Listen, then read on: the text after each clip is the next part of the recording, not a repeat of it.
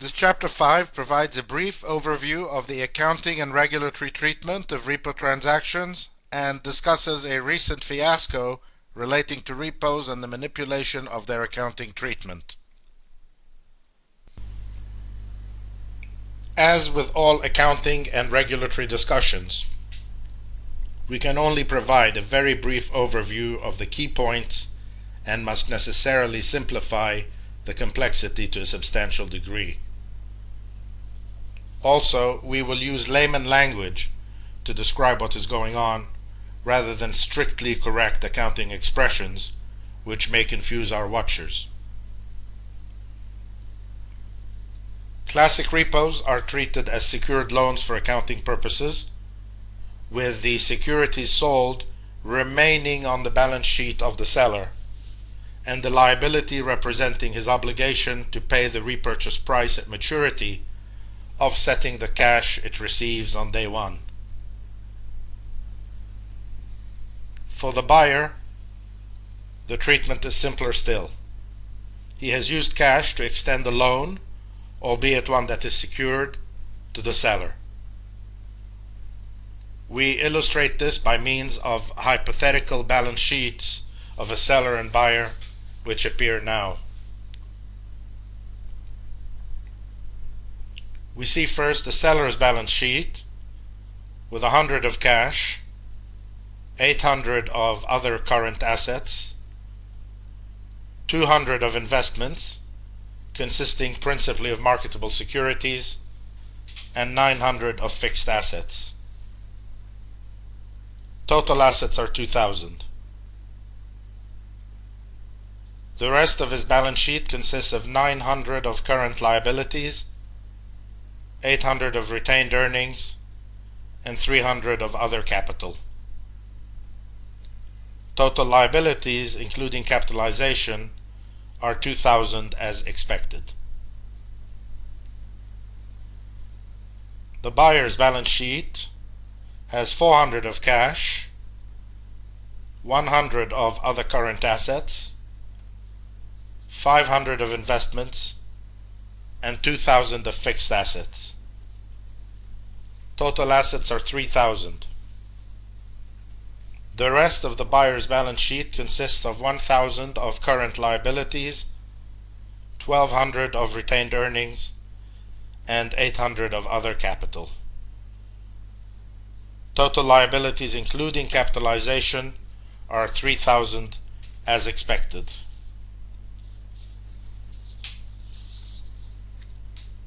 Now we assume that the seller sells 100 of securities to the buyer in a 3-month repo with no initial or variation margin, agreeing to repurchase them for an aggregate repurchase price, inclusive of repo interest, of 101.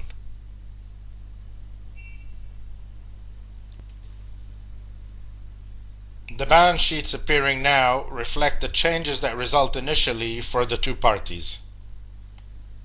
For the seller, cash has increased to 200, of course. The other important change is that the securities sold are deducted from the investments category and replaced with an entry of 100 labeled here collateral, or sometimes in the real world, securities sold with an agreement to repurchase. The rest of seller's balance sheet now contains a new entry for 100 we have labeled collateralized borrowing, which represents 100 he has borrowed against the delivery of the securities sold under the repo. You will note that his balance sheet in aggregate has increased in size from 2,000 to 2,100, which is typical of what happens to the balance sheet of any entity that borrows money. For the buyer, the treatment is simpler. Cash has diminished from 400 to 300, while other current assets have increased from 100 to 200. The additional 100 in current assets represents the claim the buyer has against the seller for the return of the buyer's funds at maturity. Most importantly, the securities sold under the repo do not appear on the buyer's balance sheet, since they are considered still the property of the seller.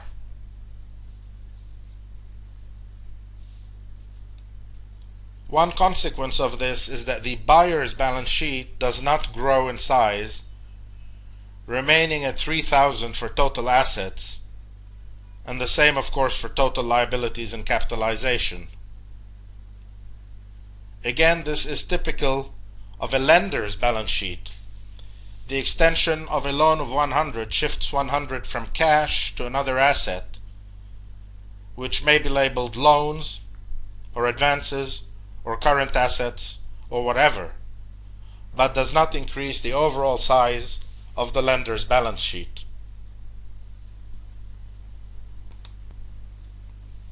Finally, we show the two balance sheets immediately after the repurchase occurs in 3 months, when the buyer pays 101 and gets back the original securities he had sold. We are assuming that nothing else has changed on the balance sheet of either party due to any other transaction. We are also assuming that the cash raised by the seller initially has not been deployed in any activity that earns a return for the seller. All these assumptions are unrealistic, of course, but tolerated for the sake of simplicity. On the seller's balance sheet, the collateral item is extinguished, while investments return to their previous size of 200. Cash decreases from 200 to 99, reflecting the payment of the aggregate repurchase price of 101 to the buyer. The net drop in cash of 1 since inception is really the financing cost under the transaction, and is reflected on the rest of the balance sheet via a reduction in retained earnings from 800 to 799. Similarly, total assets and total liabilities, including capitalization, have shrunk from 2000 to 1999.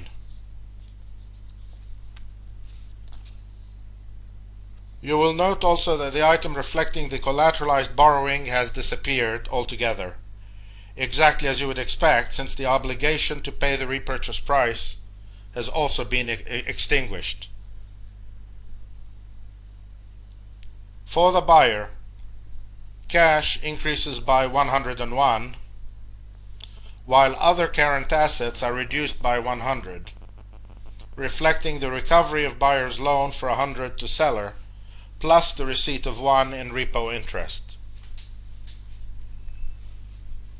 On the liabilities side of the buyer's balance sheet, the only item that changes is the increase of retained earnings by 1, reflecting of course the repo interest the buyer has earned on the funds he had advanced to the seller. You will note here that the total balance sheet has increased in size to 3001, i.e. by 1, offsetting the reduction in the same amount that has affected the seller's balance sheet.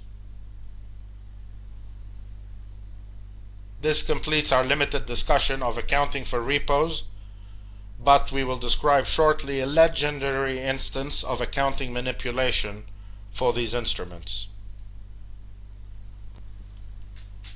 Capital treatment for repos is regrettably immensely complex, partly due to the fact that differences exist between their treatment in the banking book and the trading book, as well as under Basel I, Basel II's standardized approach, Basel II's internal ratings-based approach, and Basel II's advanced internal ratings-based approach.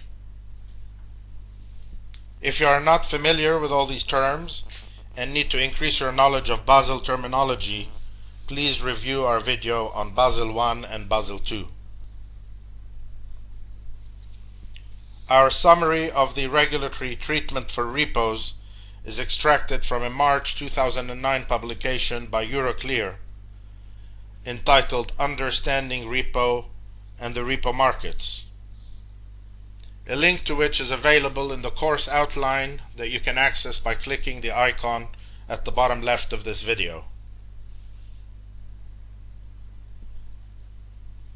After providing much background regarding both Basel I and the various approaches under Basel II, Euroclear explains that collateralized loans are given preferential treatment versus unsecured loans, with Basel II recognizing a far broader range of eligible collateral than Basel I. Euroclear then takes a specific repo example and calculates the capital requirement for each, without unfortunately laying out an exact justification for each component in the calculation. The example is based on the following contractual terms: term of repo 1 week, value of collateral 10 million, value of cash 10 million, i.e. no margin, collateral AA- 3-year sovereign bond,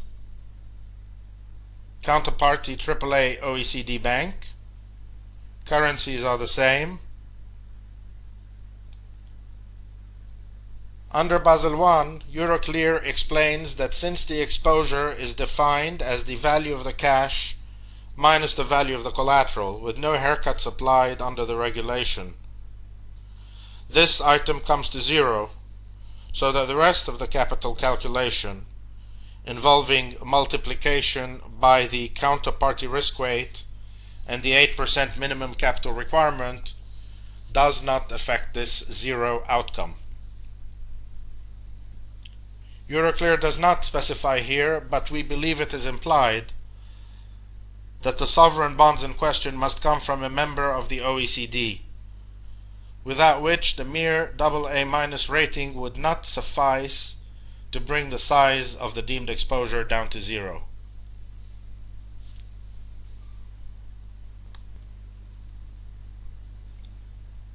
For the Basel II standardized approach, Euroclear explains first that a haircut of 1.414% applies to the collateral in question, given a 5-day holding period and the AA sovereign nature of the collateral.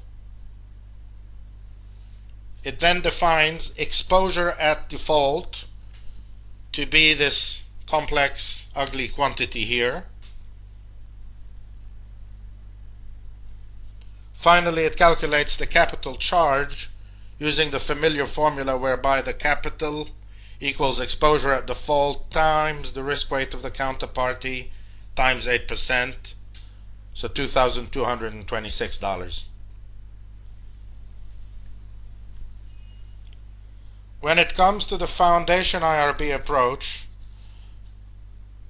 the calculations become much more complex and impossible to explain step by step. Suffice it to say the following. First, exposure at default is again a key component of the calculation and again works out to $141,400. Second, the bank is permitted to estimate its counterparty's probability of default, but in this case the floor of 0.03% mandated under the rules applies. Third, the mandated loss given default of 45% for the foundation IRB is taken into account. Fourth, the 7-day maturity of the transaction becomes the value for M under the guidelines. Fifth, and most complex, combining the default probability of 0.03%, the loss given default of 45%, maturity estimate of 7 days, and the so-called scaling factor of 1.06, Euroclear derives under the rules a scaled counterparty risk weight of 3.28%.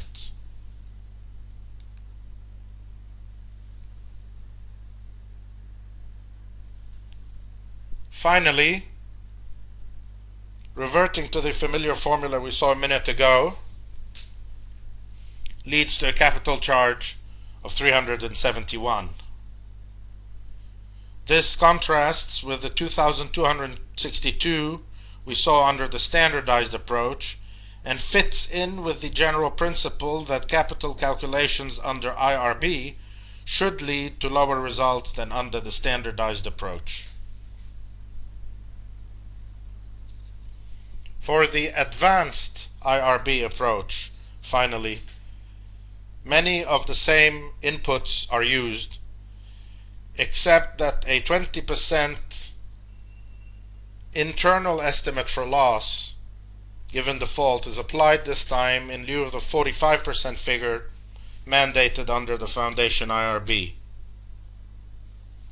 This causes the scaled counterparty risk weight to diminish from 3.28% to 1.46%, essentially by multiplying the first figure by 20 over 45%, reflecting the preferential LGD that we are applying under the advanced approach. And this in turn causes the calculation of capital to become this quantity here, or 165. This completes our brief discussions of the treatment of repos under Basel capital principles. We turn now to the famous case involving the manipulation of repo accounting, which involves almost inevitably Lehman Brothers shortly prior to their collapse. The title given to the transactions in question is Repo 105 in the case of bond repos, and Repo 108 in the case of equity repos, with the figures in each case representing approximately the margin involved in the two cases. We will concentrate on Repo 105. The underpinning of Repo 105 was a legal opinion under English law, which stipulated that a sale of high-grade securities involving a margin as large as 5% would be deemed a true sale, even if the seller had an obligation to purchase equivalent securities on a specified date in the future for the same price, plus interest, of course. The reasoning behind this has never been made clear, but appears to have revolved around the notion that the buyer would have little incentive to force the seller to repurchase the securities if the seller did not want them back, given that the securities are worth so much more than the repurchase price. The fact that the seller would have plenty of incentive to repurchase those securities, given that same reality, did not appear to interfere with the true sale nature of the transaction from the legal perspective. Interestingly, the report on Lehman's bankruptcy that describes Repo 105 in the greatest detail made clear that no legal opinion along the same lines could be provided under New York law. So Lehman found itself initially transferring securities from its New York operations to its UK operations before approaching its repo counterparties for sales under the Repo 105 concept. Now, armed with this legal opinion, Lehman would turn to the accounting treatment, which at the time appeared to provide an exception to the normal accounting treatment we described earlier in this chapter, precisely in those cases in which a true sale has taken place, legally speaking. Our understanding is that this exception has now been eliminated, but at the relevant times in question, namely around 2006 to 2008, it was still in place and therefore permitted Lehman quite simply to take the securities off its balance sheet under a Repo 105 and replace these securities with cash. Lehman would now proceed to use the cash to pay down debt just before quarter end, enabling it to show a lower level of liabilities than it otherwise would. And right after quarter end, Lehman would borrow funds once again, deliver those funds under the second leg of Repo 105 to regain title to the original securities, and essentially re-establish the balance sheet it had before the entire process had begun.